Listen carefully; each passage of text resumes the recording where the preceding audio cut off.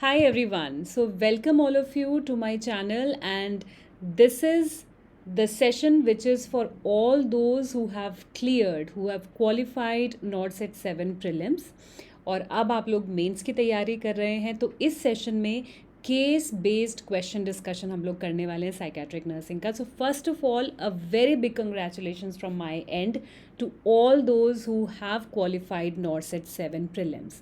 Mains के लिए कुछ ही दिन बाकी हैं, तो चलो शुरू करते हैं अपना डिस्कशन। इस डिस्कशन में, इस क्वेश्चन में देयर आर 10 क्वेश्चंस जो कि सिनेरियो बेस्ड क्वेश्चंस हैं, एंड वी ऑल नो कि प्रीलिम्स में एक बेसिक नॉलेज चेक हो चुकी है। अब जो मेंस है, मेंस की तैयारी होगी जिसमें कि सिनेरियो बेस्ड क्वेश्चंस हमें प्रिपेयर करने होंगे।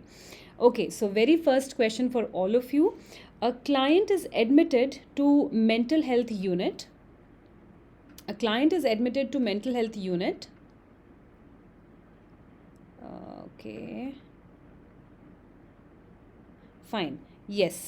With a diagnosis of depression. तो डिप्रेशन का डायग्नोसिस है, और डिप्रेशन कोई भी क्वेश्चन हो, कोई भी सिनेरियो हो डिप्रेशन से रिलेटेड, तो हमारे दिमाग में क्या आना चाहिए? जब भी हम डिप्रेशन पढ़ते हैं हमें सोच लेना है साइज कैप्स के बारे में।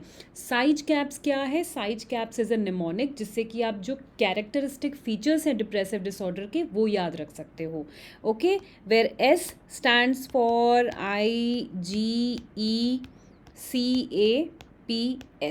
ओके, चलिए, so S stands for suicidal ideation या सुसाइडल थॉट्स, क्योंकि जो डिप्रेसिव पेशेंट है उसको सुसाइड के थॉट्स आते हैं। आई स्टैंड्स फॉर एनर्जी और इरिटेबिलिटी वी कैन से, और interest. I stand for interest, decreased interest, which is called as anhedonia. Anhedonia. G stands for guilt, क्योंकि ये जो डिप्रेसिव पेशेंट्स होते हैं दे हैव एक्सेसिव गिल्ट। कुछ भी छोटा सा भी कुछ हो जाता है तो इनकी गिल्ट बहुत ज़्यादा बढ़ जाती है, they start blaming themselves. Energy कैसी है? एनर्जी कैसी होती है? डिक्रीज्ड एनर्जी होती है। C means concentration. कॉन्सेंट्रेशन कैसा है? डिक्रीज्ड है, किसी भी काम को नहीं, ध्यान नहीं लगा पाते, किसी भी काम को कर नहीं पाते हैं। A is attention. Attention is also decreased. P stands for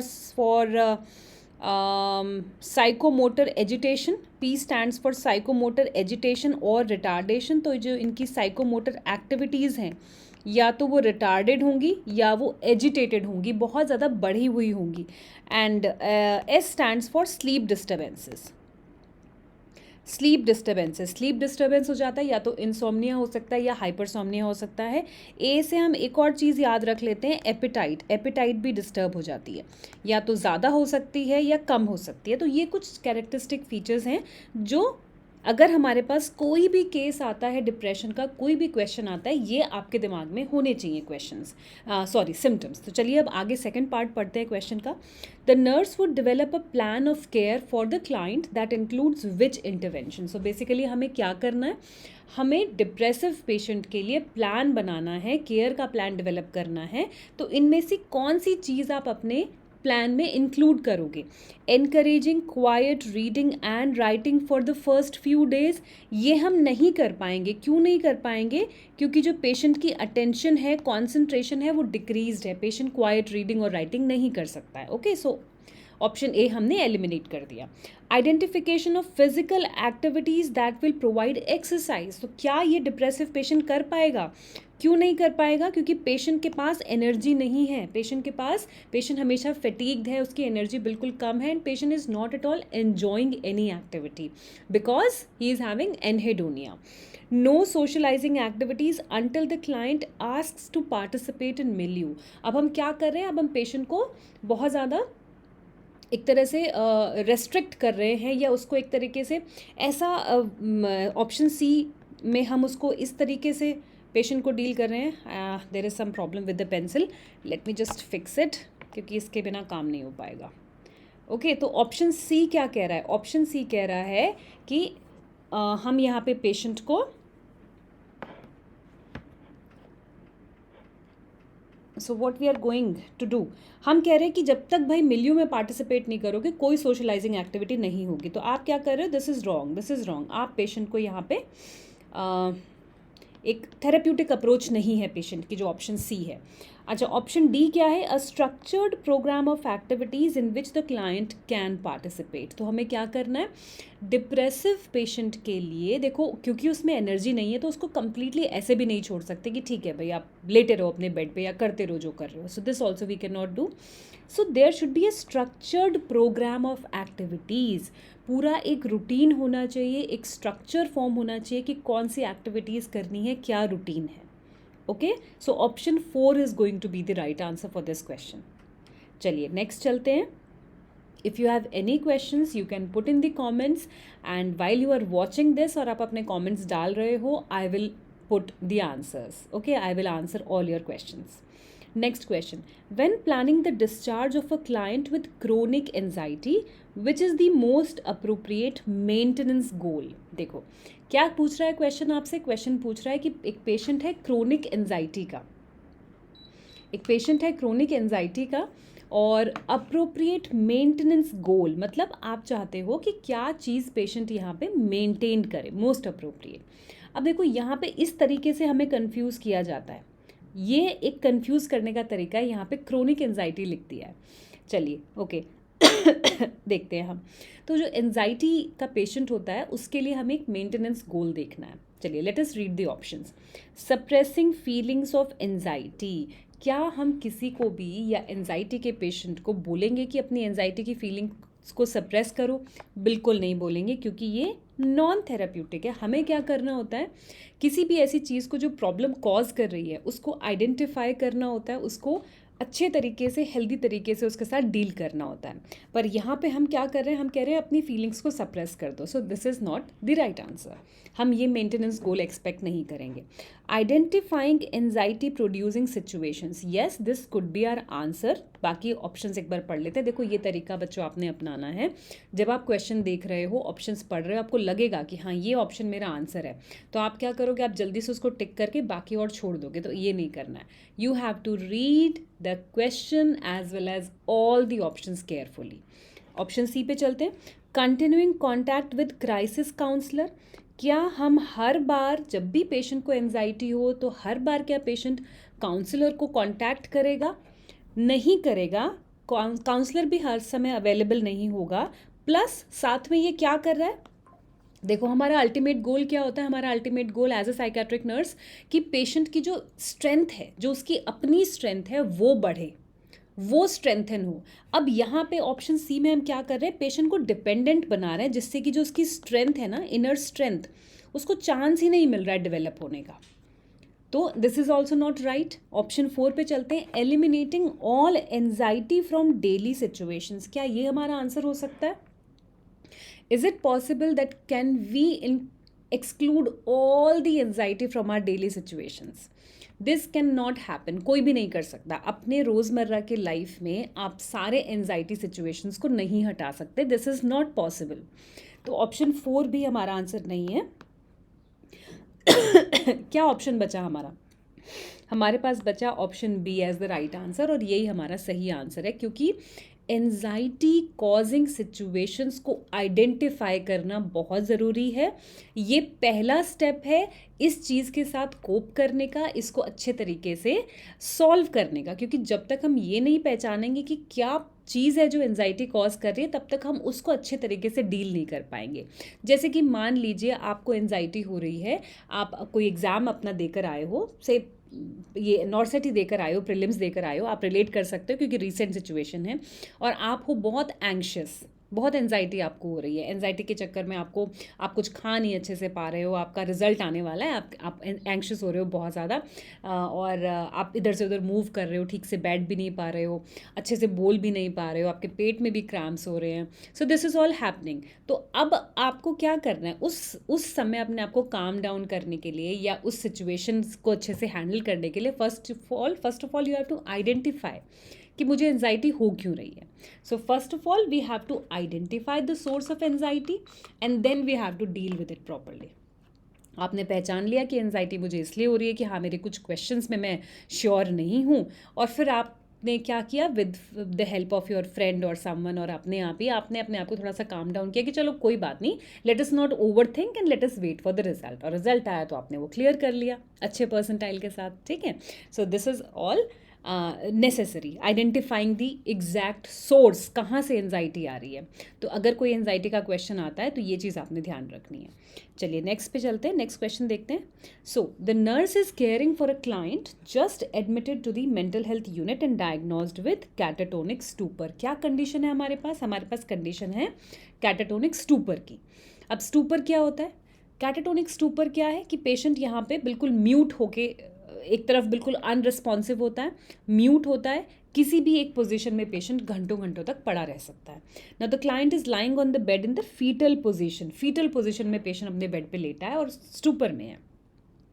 now which is the most appropriate nursing intervention for this patient?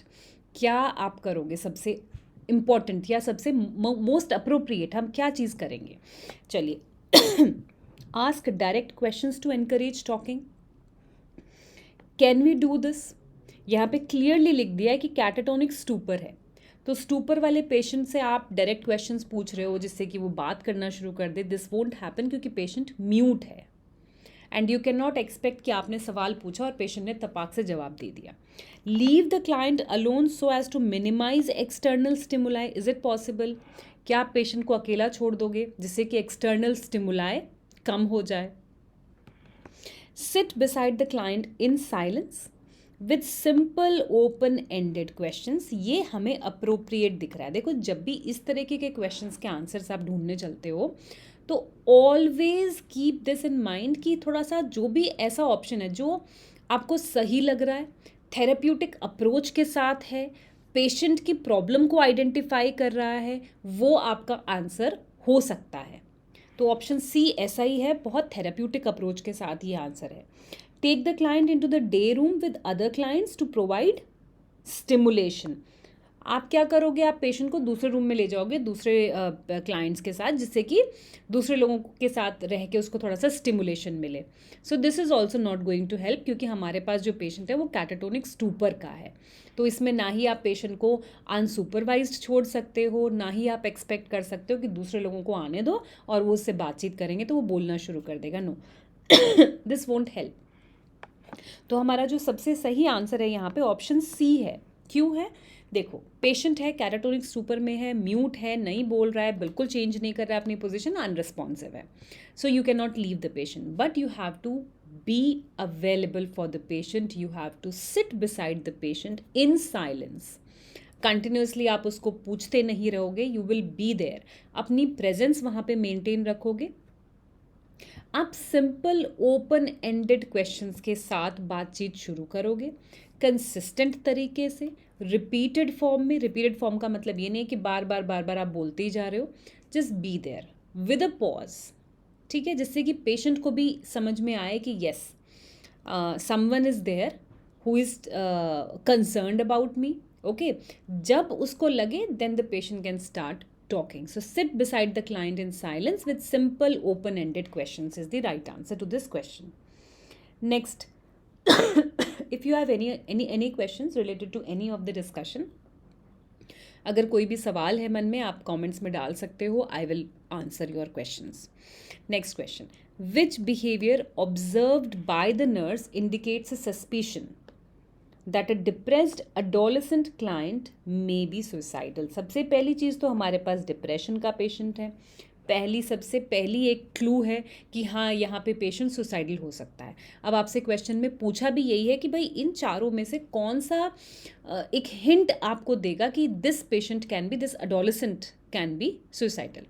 अच्छा चलिए, अब आपको यहाँ पे देखो बड़ी क्लियरली अडोलेसेंट लिखा है, तो अडोलेसेंट के साथ कुछ बिहेवियर्स नॉर्मल होते हैं. क्या होते हैं आगे पढ़ते हैं. Adolescent runs out of the therapy room swearing at the group leader. अब क्या कर रहा है, थेरेपी चल रही है और जो अडोलेसेंट है वो रूम से भाग गया है अब्यूजिव वर्ड्स यूज करके, जो लीडर था ग्रुप का. सेकेंड ऑप्शन क्या है, the adolescent gives away a DVD cherished autographed picture of a performer. अपनी जो अच्छी चीज़ें हैं या अपनी जो ऐसी चीज़ें हैं जो उनको बड़ा मतलब चेरिश्ड हैं, बहुत अच्छे से उन चीज़ों को रखता है, लगाव है उन चीज़ों से, वो उसने दूसरों को देना शुरू कर दिया है। Option C, adolescent becomes angry while speaking on the telephone and slams down the receiver. बात करते करते उसको गुस्सा आ गया और उसने एकदम से रिसीवर फ़ोन का बहुत तेज़ से रखा। या फिर the adolescent gets angry with a roommate who borrowed the client's clothes without asking. अपने रूममेट पे वो गुस्सा दिखा रहा है जिसने उसके कपड़े बिना पूछे ले लिए। So what should be your answer? कौन से बिहेवियर से आपको लग रहा है कि पेशेंट सुसाइडल है? किससे लग रहा है? हमें ऑप्शन बी से लग रहा है। क्यों लग रहा है? देखो, हमने बहुत अच्छे से ये डिस्कस किया है, पढ़ा भी है, एक बार फिर से हम रिवाइज कर लेते हैं। जब भी पेशेंट सुसाइडल होता है, सो this is one of the science उसने अगर किसी से कुछ उधार लिया है, कुछ चीज़ लेंड की है, कुछ पैसे लिए हैं, तो वो उनको वापस देने लगता है। और दूसरा साइन है कि उसकी जो कुछ चीज़ें होती हैं जो चेरिश्ड हैं, जिनसे उसको लगाव है, वो दूसरों को देना शुरू कर देता है।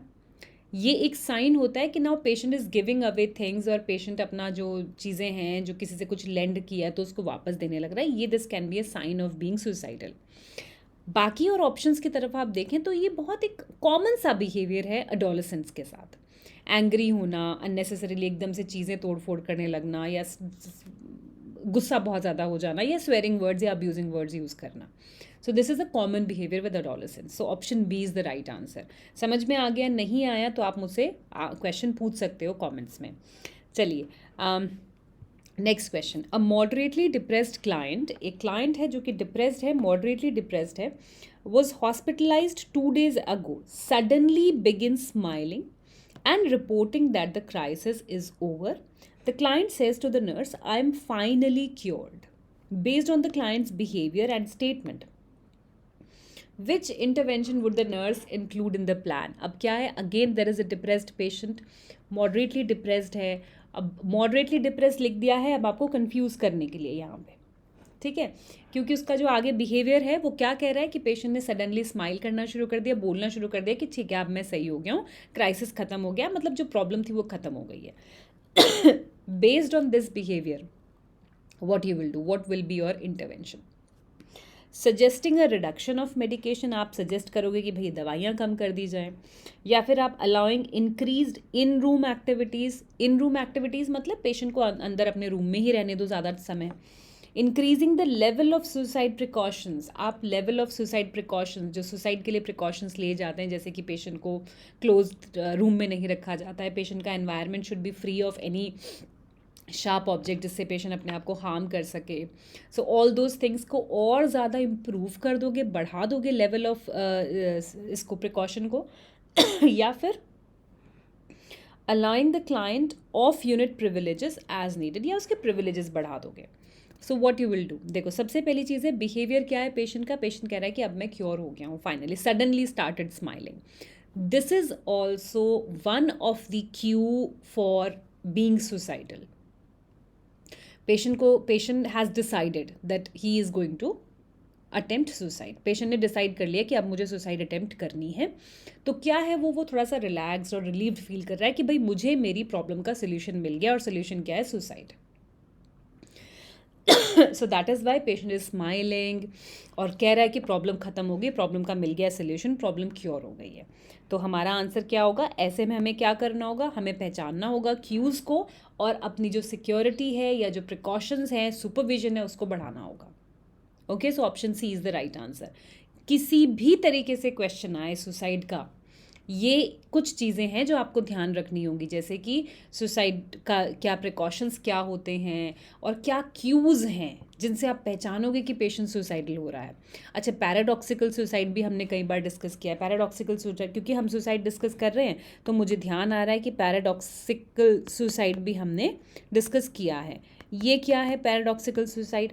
पैराडॉक्सिकल सुसाइड क्या है कि जब पेशेंट रिकवर हो रहा होता है, during the phase of recovery, जो चांसेस हैं सुसाइड के वो बहुत ज़्यादा बढ़ जाते हैं। आई मीन पहले से बढ़ जाते हैं। क्यों बढ़ जाते हैं? देखो होता क्या है, पेशेंट पे मेडिकेशंस का असर आने लगा है, उसके सिम्टम्स कम होने लगे हैं, तो घर वाले जो फैमिली मेम्बर्स हैं या जो हेल्थ केयर प्रोफेशनल्स हैं वो ये सोचते हैं कि ठीक है अभी पेशेंट इज़ इम्प्रूविंग और अभी इतना ज़रूरत नहीं है उसको सुपरविजन की। बट होता क्या है, यहाँ पे चांसेस बढ़े हुए होते हैं सुसाइड अटेम्प्ट के, क्योंकि पेशेंट रिकवर कर रहा है, पेशेंट में एनर्जी इंक्रीज हो रही है, पर स्टिल पेशेंट के जो सुसाइडल थॉट्स हैं वो अभी हैं। Now the patient has the energy कि वो अपने सुसाइडल थॉट्स पे एक्ट कर सके, सुसाइड अटेम्प्ट कर सके। सो दिस इज़ पैराडॉक्सिकल सुसाइड। तो आपको ये चीज़ें ध्यान रखनी है। अच्छा, and this is one of the topic जिससे क्वेश्चन आप एक्सपेक्ट कर सकते हो। तो सुसाइड से रिलेटेड जितनी चीज़ें हैं, डिप्रेसिव डिसऑर्डर से रिलेटेड जितनी चीज़ें हैं वो आपको पढ़ के जानी है अच्छे से। The nurse is planning care for a client being admitted to the nursing unit who attempted suicide. अब एक पेशेंट है जिसने सुसाइड अटेम्प्ट की है। क्या प्रायोरिटी नर्सिंग इंटरवेंशन इंक्लूड करोगे आप अपने प्लान ऑफ केयर में? आपके पास एक पेशेंट है जिसने सुसाइड अटेम्प्ट की है, क्या करोगे आप 1-to-1 सुसाइड प्रिकॉशंस रखोगे या आप एवरी 30 मिनट्स में सुसाइडल जो प्रिकॉशंस हैं उनको चेक करोगे? Checking the whereabouts of the client every 15 minutes या फिर 15 मिनट, हर 15 मिनट में जाके आप चेक करोगे, या फिर asking the client to report suicidal thoughts immediately? अब देखो इस तरीके के क्वेश्चन भी आते हैं, थोड़े से कंफ्यूजिंग होते हैं क्योंकि इसमें चारों ऑप्शन सही हैं। चारों ऑप्शन सही हैं मतलब ये चीज़ें ऐसी हैं कि यस आप एक सुसाइडल क्लाइंट के प्लान ऑफ केयर में इंक्लूड करोगे। बट आपसे क्या पूछा है? आपसे पूछा है प्रायोरिटी क्या है, सबसे पहली चीज़ क्या करोगे आप? करने को ये चारों एक्शंस करोगे, 10 होंगे 10 भी करोगे, but what is your priority? Every time हमेशा इस चीज़ को ध्यान में रखना है, जहाँ पे भी सुसाइड की बात हो रही है 1-to-1 1-to-1 suicide precaution is your priority. Okay? ऐसा एवरी 30 मिनट्स, एवरी 15 मिनट्स वो बाद की बातें, पर 1-to-1 suicide precaution is your priority. The nurse is administering risperidone. एक पेशेंट को क्या चल रहा है? रेस्पेरेडॉन, जो कि एक एंटीसाइकोटिक है। पेशेंट है स्किज़ोफ्रेनिया, डिस्चार्ज होने वाला है, स्किज़ोफ्रेनिया पेशेंट है, रेस्पेरेडॉन पे है। डिस्चार्ज होने से पहले क्या इंस्ट्रक्शंस दोगे आप पेशेंट को? आप पेशेंट को बोलोगे कि एडिक्वेट सनलाइट ले, ड्राइविंग कर ले जैसे करता है, पोटेशियम रिच फूड अवॉइड करे, या फिर get up slowly when changing positions. देखो खाने का रेस्ट्रिक्शन कोई ऐसा नहीं है, इंटरेक्शंस नहीं है, सिर्फ जब तक हम MA वाइज नहीं पढ़ रहे हैं तब तक हमें खाने का रेस्ट्रिक्शन ऐसा कुछ नहीं है। तो ऑप्शन सी हमारा हमने एलिमिनेट कर दिया। Get adequate sunlight. अब एंटीसाइकोटिक्स, कुछ एंटीसाइकोटिक्स के साथ क्या होता है कि पेशेंट को बोलना होता है सनलाइट से दूर रहे, डायरेक्ट सनलाइट के कांटेक्ट में ना आए क्योंकि फोटो सेंसिटिविटी रिएक्शंस बढ़ जाती है। तो ये भी हमने एलिमिनेट कर दिया। एंटीसाइकोटिक्स के साथ क्या है, बिकॉज क्या करती हैं वो पेशेंट को ड्राउजी कर देती हैं, तो इसलिए हमें क्या करना है, हमें पेशेंट को ये भी नहीं बोलना है कि आप ड्राइव करते रहो, क्योंकि एंटीसाइकोटिक्स के साथ ड्राउजीनेस होती है। तो पेशेंट को ये नहीं बोलना है कि आप ड्राइविंग करोगे, पेशेंट को इनफैक्ट इंस्ट्रक्ट करना है कि ड्राइविंग नहीं करनी है। What is this? Option D क्या है? ऑप्शन डी है orthostatic hypotension. So with medication, सबसे पहली चीज़ तो यही है कि विद मेडिकेशंस पेशेंट को ऑर्थोस्टैटिक हाइपोटेंशन हो सकता है। दूसरा हम बात कर रहे हैं रेस्पेरेडॉन की, so it causes orthostatic hypotension. और जब पेशेंट को ऑर्थोस्टैटिक हाइपोटेंशन होता है, क्या होता है ऑर्थोस्टैटिक हाइपोटेंशन? जब हम अपनी पोजीशन चेंज कर रहे हैं, बैठे हैं बैठ के खड़े हो रहे हैं, या लेटे हैं लेट के हमें उठना है, तो उस समय BP चेंजेस होते हैं, ब्लड प्रेशर कम हो जाता है, हाइपोटेंशन हो जाता है। तो ऐसे में पेशेंट को इंस्ट्रक्ट किया जाता है कि जब भी आप अपनी पोजीशन चेंज कर रहे हो, स्लोली धीरे धीरे अपनी पोजीशन चेंज करो, एकदम से खड़े होकर दौड़ने मत लग जाओ, या फिर एकदम से बेड पे लेटो तो झटके से खड़े मत हो, क्योंकि उस समय पेशेंट को चक्कर आ सकता है। So the answer is option 4। Next question. The nurse notes that a client with schizophrenia who is receiving an antipsychotic medication चल रही है, moving the mouth, protruding the tongue, grimacing while watching television. The nurse determines that the client is experiencing which medication complication.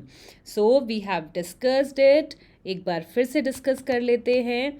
Anti psychotic जो हमारी दवाइयाँ होती हैं उनके साथ हमें पता है they cause extra pyramidal symptoms, specially जो हमारे फर्स्ट जनरेशन है।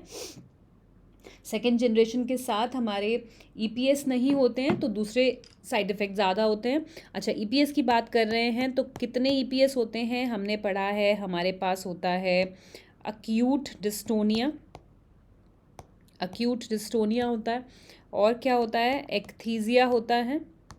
What else is there? Then we have drug induced Parkinsonism, then we have tardive dyskinesia, then we have NMS, neuroleptic malignant syndrome. ये कुछ हमारे EPS है।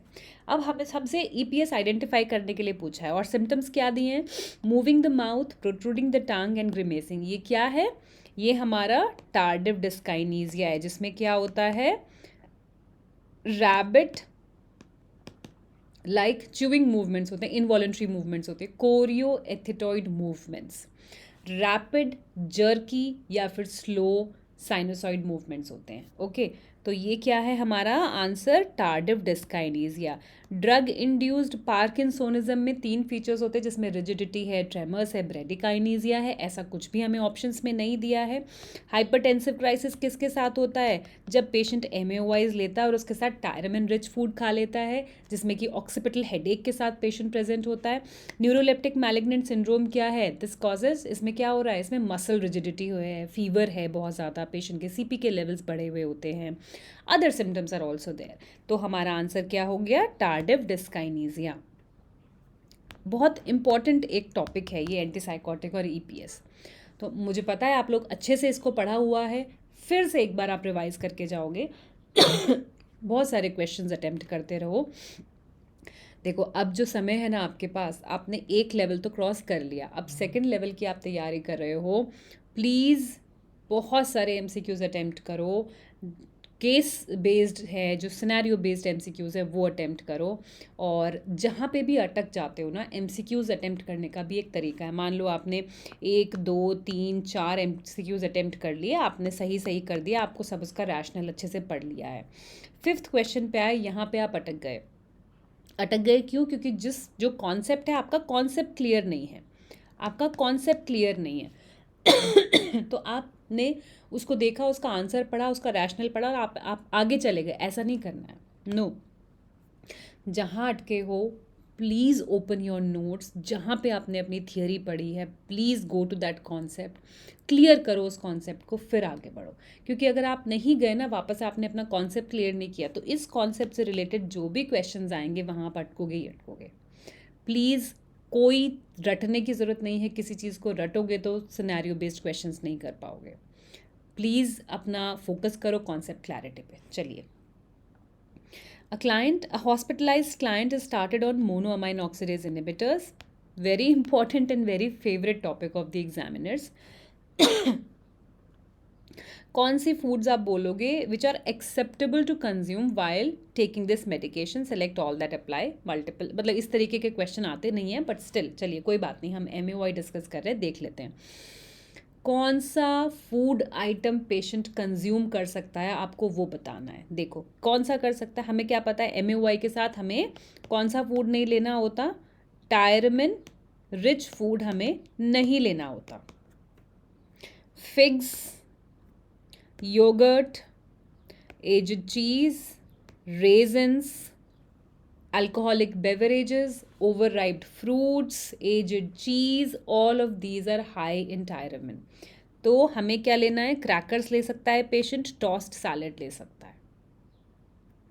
Figs, yoghurt, cheese, raisins, all of these are having tyramine. Okay, तो आपका answer हुआ crackers and toast salad. Last question of the session. The nurse is preparing to perform an admission assessment on a client diagnosis of bulimia nervosa. तो हमारे पास कौन सा patient आ गया, bulimia nervosa का है।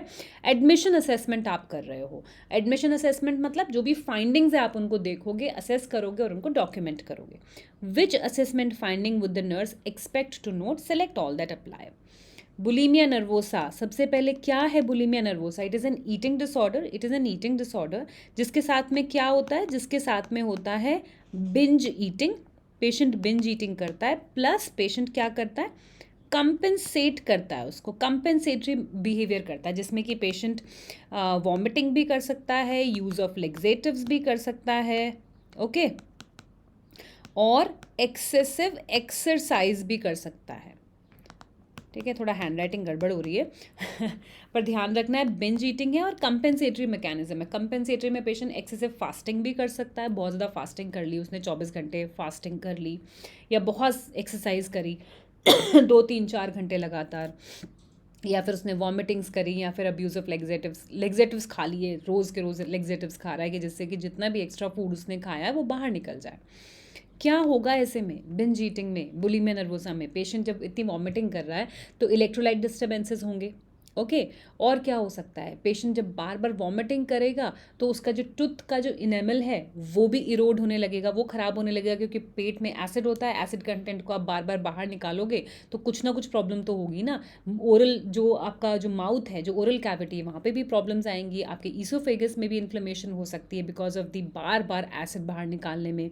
वॉमिटिंग कर रहे हैं तो इलेक्ट्रोलाइट इम्बैलेंसेस होना पक्का है। तो चलो अपने ऑप्शंस पे देखते हैं क्या है। Dental decay, yes dental decay होगा क्योंकि बार बार एसिड बाहर आ रहा है। मॉइस्ट एंड ऑयली स्किन, क्या मॉइस्ट एंड ऑयली स्किन हमारा डिहाइड्रेशन शो करती है? नो। तो यहाँ पे तो डिहाइड्रेशन हो रहा है ना, तो ये हमारी फाइंडिंग नहीं होगी। Moist oily skin is a normal finding when the patient is not dehydrated, but यहाँ पे पेशेंट डिहाइड्रेटेड है। Loss of tooth enamel, yes. Electrolyte imbalance, yes. Body weight well below ideal range, ये भी नहीं होगा। क्यों नहीं होगा? क्योंकि देखो पेशेंट ने खा लिया, खा के उसने उसको वॉमिट आउट कर दिया। तो एक तरीके से जो बुलीमिया नर्वोसा में पेशेंट का वेट है ना, weight it's mostly it is normal, patient यहाँ पे नॉर्मल वेट में होता है। एनोरेक्सिया नर्वोसा में पेशेंट का वेट बहुत कम होता है, वेरी थिन होता है पेशेंट, बट बुलीमिया में पेशेंट का जो वेट है वो लगभग नॉर्मल होता है, ओके। तो हमारी जो फाइंडिंग्स होंगी वो हमें दिखेगा कि उसके दांत खराब हो रहे हैं, उसका टूथ इनेमल लूज हो रहा है और लॉस हो रहा है, और इलेक्ट्रोलाइट इम्बैलेंसेस हैं। So that is all about this session. All the best for your preparation. अच्छे से पढ़ाई करनी है, जो भी सेशंस हैं उनको अटेंड करते रहो। I hope all of you have understood. किसी को कोई क्वेश्चंस हैं, put in the comment. I will be very happy to answer all your questions. Okay, you can even send me your questions on the WhatsApp group. You all know that. So bye everyone, all the best, and thanks for coming and watching.